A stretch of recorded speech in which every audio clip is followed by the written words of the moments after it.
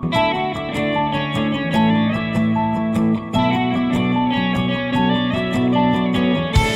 right, I don't know if you yell at your house. Every once in a while, yelling happens at my house, and that's what we're going to talk about today. I found me a coach, a helper that's going to help the yelling stop at my house. And while he's coaching me, maybe he'll help coach you, and we could all just stop yelling. Well, I want to thank Terry Williams for joining us today. Terry has trained and worked as a teacher in primary and secondary schools before joining the staff team of Scripture Union in Queensland in Australia. You're about to hear in just a second validation that he is from Australia, and that's so cool. For 33 years, he's been a specialist in children's ministry. His resume is amazing. You will love hearing from him.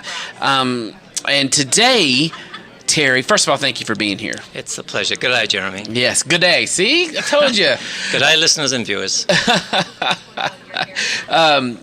I really do want to help kind of attack the chaos that we find in homes, because really, I think a lot of the people listening to this are age-graded ministers, and a lot of times they get that moment where a parent comes to them and they just admit to chaos. And they said, and a lot of times it's kind of like we've just lost the ability to talk to each other. And so let's start here. How can we just initially just help a family stop the chaos, stop the yelling, and just start to just talk? Well, Jeremy, let me begin by just digging into where yelling comes from and why it happens. Because two top reasons, I think, why yelling happens in any context, and we're talking the home. Yelling happens when two people with differing points of view, strongly held convictions about something, meet and clash and want to win an argument. It's like a boxing match. You think something, I think something, and the stronger our feelings, the more we yell about it. Now, in a boxing match, you aim for the killer punch to knock your opponent out and you win. But in a relational situation, there are no winners. We just yell and we postpone this to another time. So understand that two differing points of view, we need to work through that, and I'll come to that in just a moment. The second reason that yelling often happens is when there is emotional or physical stress involved. Some emotions have happened, your day's been full, and we react rather than respond. And so we need to acknowledge in both those situations that this is the cause of the yelling that's happening. And if we can get to that step one of admitting that, then we have a place that we can work to. And in the midst of any yelling match that's happening, you can't do much except get through it. But what's important is that when you walk away from that, you stop and say, why did that happen? And if you can go back to the person with whom you had this loud conversation in a quieter space and say, now, why did that happen? The bottom line in all of this is that we need to listen. We are not listening at all today. And so it comes back to listening and relationship. And if we can drill back to that and invest in that, I believe strongly we can stop some of the yelling matches that are happening in many homes today. So what are some of the basic communication rules and guidelines? It's kind of like in a sporting event, the referee can throw a penalty, call it, because there's set rules, boundaries, and guidelines. What are some of those that we can begin to put in place in a home that'll help kind of restore dialogue, stop the yelling, and start the talking? Right. You need three things to listen to somebody. And those three things are, you need these to begin with, but you also need these, and you need a heart. So it's the combination of your ears and your eyes and your heart. That's how you truly listen to someone. Now, in this digital age where we are constantly being challenged for our attention, that's where we are not listening to people. And so in terms of basic guidelines, we've got to say, how do I listen to my child? Using my ears, my eyes, and my heart. Now, that's going to take some time and some creative work, but it's foundational. And again, if we can create those spaces, that's a way that we can create an environment that'll stop some of the arguments, because I'm actually hearing what you are saying. So much of it happens because I haven't heard you and I've got my own agenda. I'm trying to frame my next argument. I'm not listening to you. I'm thinking about what I'm going to say. So that is the challenge of this generation. Some other guidelines is to create spaces in our hurried world where we can connect relationally. Create spaces. Now, time is the precious commodity of this generation. People say we don't have time. Well, that's not correct. We all have time. What we lack are priorities. And if my relationship to my child is a priority, I will make that time. And another basic one is that if we have meals together, and I should say when we have meals together, these devices are collected and put in a basket away from the table. There should be no devices at a meal table. That is your precious, that's your table, where each of you can download what happened in your day, and we listen to your day, and we share about our days, and we talk about the day together. And in that space, that sacred altar, I want to call it, that's where true listening happens, which I think will prevent so many of the misunderstandings escalating into shouting matches. Yes, great. It's really, really good. So, when we stop yelling and we start talking, one of the beautiful things that can happen is faith-based conversations can begin to happen, and that really begins to lay great groundwork. So what are some tips for parents that want to begin to have those faith-based conversations? How would you advise them on how to get started? Yes. Well, let's go back to the name of this conference, which is D6, Deuteronomy 6, which is based on the Hebrew tradition for how faith is formed. And it clearly says, when you go out, when you come in, when you get up, when you sit down, talk about these things. In other words, we don't talk about faith-based conversations just in the 20 minutes we have around a dinner table once a week, or with our bedtime prayer, or with the 1.5 hours in our children's church. I mean, they may be good things, but the Deuteronomy passage is we talk about this in the natural ebb and flow of our life. That's where these conversations should arise. It shouldn't be a forced thing. It should be a natural extension of who we are. I follow Jesus. My faith is real to me.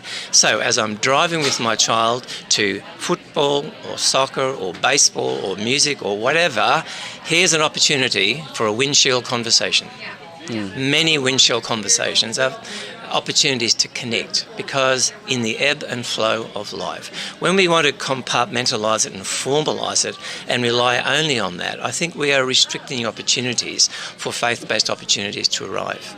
Because this is about life. This is how do we do life as a Christian, and what are the connecting points? So it's look for those God moments, and don't preach it to your child in those moments. We just talk naturally about our faith and listen and learn the art of asking good questions. So that will tell you where your child is at on this journey. Let's ask more questions, shut up more often, and listen and see the opportunities that God gives as we go out, as we come in, as we get up, as we sit down. What about taboo subjects? I'm sorry, I'm going to skip up real quick. I've always heard that healthy families still fight, because I think this is important to the yelling subject, but they have to learn how to fight fair. And I think if we can give a family a skill, this would be a beautiful skill to give them, because the absence of fighting isn't really a picture of health either, is it? So how can we help them fight fair?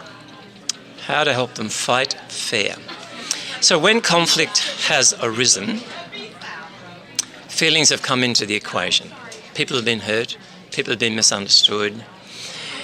So to fight fair, it's a matter of stopping from what we're doing and create the space and the time to actually dig in and say,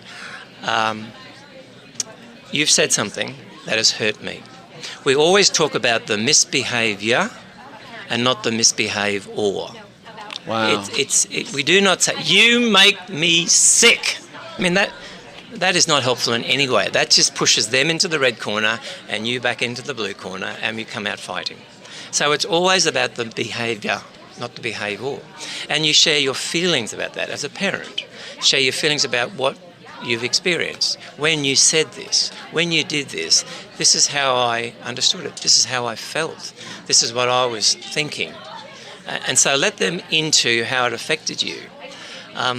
So there's a thing called restorative justice, that when someone does something wrong within the felony system, today, in many situations, they will confront the perpetrator with the victims, and the victims get to share the consequences of the actions that have been brought upon them.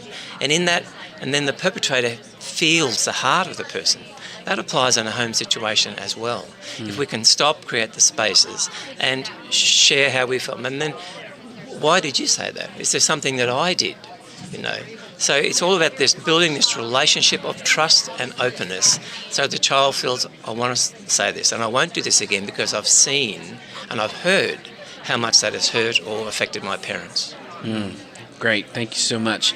All right, now let's get to the taboo subjects. The kids may be scared to bring up the awkward stuff, the things that they may be doubting or things that are happening in their body or things that, just the stuff that need to be talked about, but nobody really wants to talk about. How do we have those kind of conversations? Yes. Sadly, many of those conversations are not happening in homes.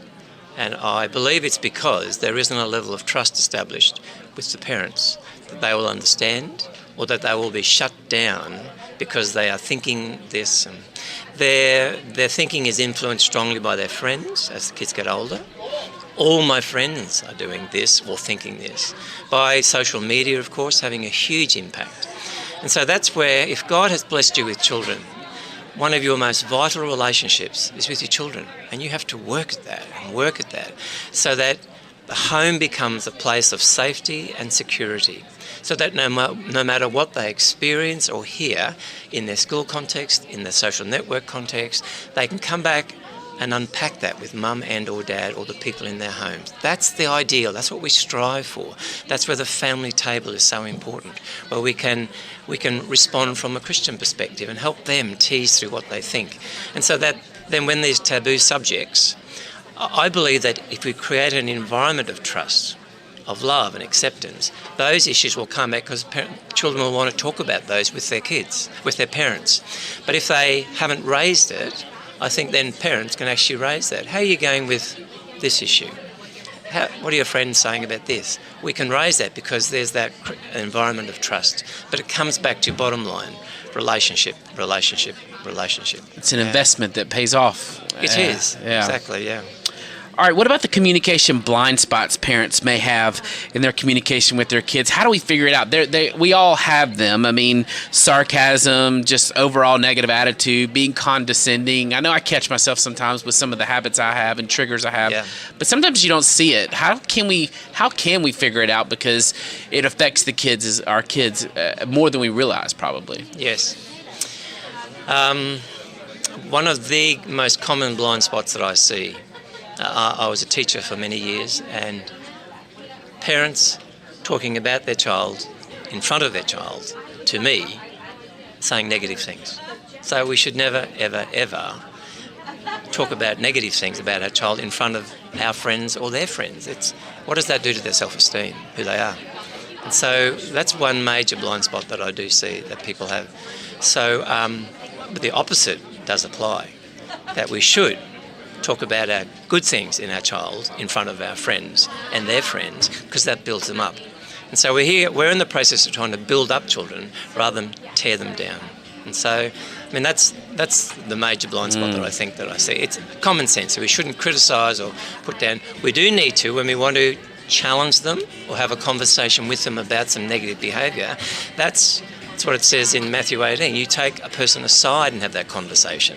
And so we need to have those conversations. So if something happens publicly, rather than deal with it just then and there, we need to, when they get home, say, can I talk with you about what happened in the mall today? We need to be proactive about that as parents, looking and helping them understand their words, their actions, their feelings, etc. There's a book in Australia, one of our leading sociologists has just written, called The Secret of a Happy Life. And he basically says, you can break it down into 3 key principles.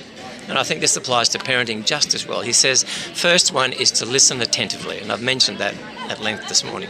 Secondly, he says we need to apologise sincerely. And as parents, we need to know how to do that. When we have done or said or thought things that are wrong with our children, we need to be big enough and man enough and woman enough to say, I'm sorry, I've failed you. And then thirdly, we need to forgive generously. And I think there are 3 great kingdom building blocks for doing life and living a happy life, if we can just focus on those and integrate those into our lives. So thank you so much, Terry Williams, for being with us. Thanks, mate.